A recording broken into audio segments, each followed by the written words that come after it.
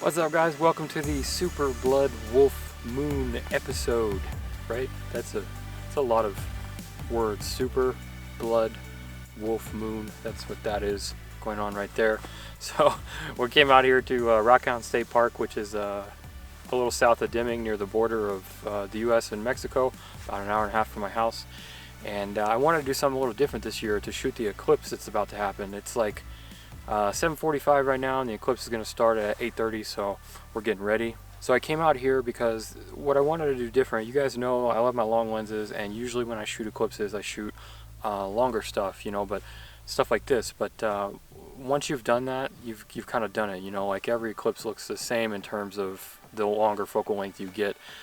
So I wanted to do something a little bit wider, something a little more storytelling and all that, include a person and interesting foreground stuff. So I came out here to find some really cool cactus and some cool mountains and digging around on Photographer's Ephemeris. So I found these cliffs and noticed the moon's going to be right above them. So this is what I got going on. I found these really cool spiky cacti here for our foreground, and I think what I'm going to do is put a person behind that for the middle ground. And then Brittany is lighting me right now. She's lighting me with my lume cubes, which I love because it's super powerful, and two, it's a nice even spread soft light compared to like using my headlight or something, which is much more spotty. It doesn't look as good. So we got some nice light out here, and the full moon's going on. We got a little bit of cloud, but I think it's going to burn through that no problem. Oh yeah, that cloud's going away. So I figured I would just kind of show you guys, walk you through my settings. So this is going to be a pretty tricky scene to shoot. It's going to take multiple shots. I'm going to have to focus stack, and I'm going to have to exposure blend, but I should be able to all do it in one composition, leaving everything right here on the tripod at the same focal length. So I've got my 1DX2, and I've got 16 to 35 f4 on. I don't need anything faster than that really, because we're going to be doing the blending. But I've got it at, what did we have it at, Brittany? 28? I think we got it about 28 millimeters, so that we're getting enough of it, because what I want to do is probably a composite and have it all the way show from the beginning to full eclipse time, and but not the last half, only to solid. So I'll have the solid blood eclipse showing in the top right, and then a composite of the stages from there, and then have a person in there and everything. So I'm gonna have to put those together. So what I'm gonna do is check my settings. So right now we're at 30 seconds, ISO 100 f4, and that is the exposure that we want to use for the ground. So all of this is going to be super bright. We're going to have the lume cube lighting this up for like 3 seconds out of that 30 seconds. And then I will stand, or Brittany will stand, in the middle ground behind that, and then you'll have the moon. So you'll have 3 layers, and I think that's going to look great. So let's take some test shots, and then we're just going to wait around and have some tea, and I'll see you guys in a few minutes.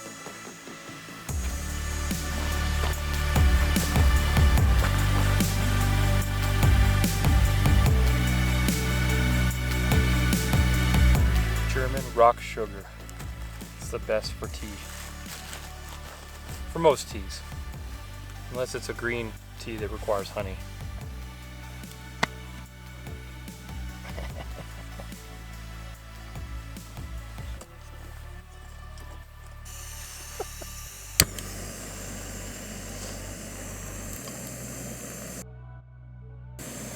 Alright, so while we're waiting for tea, put that over there. So I'm going to change tactics a little bit. So 28 is really wide, and I've already got the foreground shots that I want, but I'm going to redo the shots again when the sky is darker, because we're a little less than an hour away from the full total blood moon now. So I'm going to wait till it gets darker. I'm going to redo those shots, but in the meantime, I'm also taking some of the partial shots for the composite on like either with the 70 to 200 or the 1 to 400, and then I will resize those and put those in right where they're supposed to be, so that the moon will be a little bit clearer and a little bit more properly exposed, and then I can have just a nicer overall composite. So I think that's what I'm going to do. So I still end up using the long lens like I always do. I don't know why I try not to use the long lens, because I'm always going to use one. That's just how I roll. Oh, look at that fire. Look at this. I love technology. Alright, tea's ready. Oh yeah, it's just a tiny sliver now. Alright, game time. Let's switch lenses and I'll see you guys after the good stuff happens. Oh. Okay, so it's tomorrow morning now, which is yesterday morning for you, or some other time in the past for you.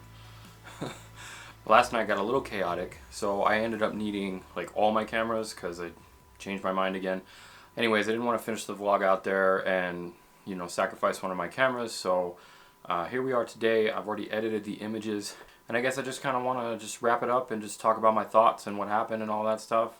I can't be too long though because I've got to drive a couple hours away to Las Cruces for another separate client shoot this afternoon. So I've got to finish editing this video and then drive a couple hours and then do another unrelated shoot, and life of a professional photographer. So anyways, that was definitely a crazy trip. I was worried mostly that it wasn't going to happen because of the clouds. It was forecasted to be completely cloudy, and when we got there and started hiking around, like around 7 p.m. or so, it was definitely like mostly overcast. And you could see the moon a little bit shining through, but it was pretty not good looking in terms of what we wanted, what we needed. But we kept at it, we kept hiking. It looked like the clouds were moving, so you know, we found this composition, and we found a couple compositions. We found this cactus one first, and then we found this path shot leading up to where the moon was going to be, and I kind of like both, but I rushed both because I didn't have too much time to set up, and that gets me a little frustrated because, you know, I like to prepare a lot, and especially for stuff like this, I like to have like a clear plan, and when that plan gets thrown out, it's like, you know, everything goes crazy. But anyways, I made do with what I had and the conditions and everything, and the only other part that made it really tricky was trying to vlog it. You know, I want to take you guys with me and show you what I was doing, but then, you know, it's really hard multitasking, trying to film something and thinking about the vlog and a story sequence and all that, and then trying to think about such a structured image. So that made it a little more challenging. That actually made me mess up just a little bit. I'm not blaming you guys, I'm blaming me because I'm scatterbrained. But I was going to focus stack like I mentioned, and I didn't actually get to do that. So at least one of the shots I shot like at f10. So that one, that's this one here, and that gives you a little bit more depth of field for sure. And then I had it just pre-focused at infinity. So if you were to pixel peep on this, you would probably notice that the cactus in the foreground is out of focus just a little bit. But what are you going to do? You know, it's okay to me. I still think the story is most important, and I think that I came away with an image that I'm satisfied with, and that's really what matters most to me. Especially, you know, most of the people I probably will put this on my print site, and I probably will test print it just to see how it looks. But most people who see my work and see this image and all this stuff are going to see it on social media, and I think on social media it looks fine. So I'm happy with that. The same thing with this shot. I wanted to set up a flash and have it set to second curtain shutters. That way it would fire at the end, and I would be more frozen. But instead we just had the Lume Cuban lit up because I didn't have time to mess with the flash. But again, I think most people aren't going to notice, and I think it's just the story element that takes precedent here with showing a person and then showing the feeling of watching the eclipse and all that kind of stuff.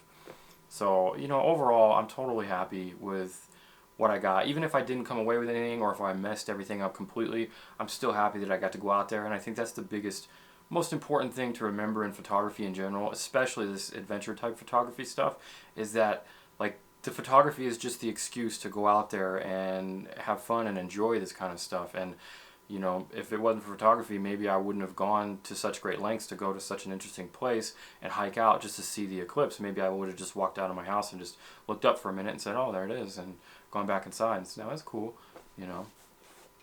But overall, yeah, I'm really stoked that we went out there and we had such a great time, and that I got something that I'm happy with. So I guess that's the moral of the story is, you know, be happy with just the adventure, and whether you get anything or not, you know, you try your hardest. But I'm just super stoked to have had that adventure and to have gone out last night and enjoyed it. So hopefully you guys enjoyed the images and you enjoyed coming with me, and maybe I gave you some sort of, you know, helpful inspiration or something to get out there and do stuff, you know, similar. But I'm gonna wrap it up here, guys, because I've got a lot of stuff to do, like I said. But if you have any questions about any of the images or the technical things of what I did or how I edited or anything like that, leave those in the comments below and I'll definitely answer them. If you haven't already, definitely make sure you subscribe to the channel. I've got new videos every Tuesday and Friday. Hit that like button if this video helped you out. Thanks for watching. I'll see you in the next one.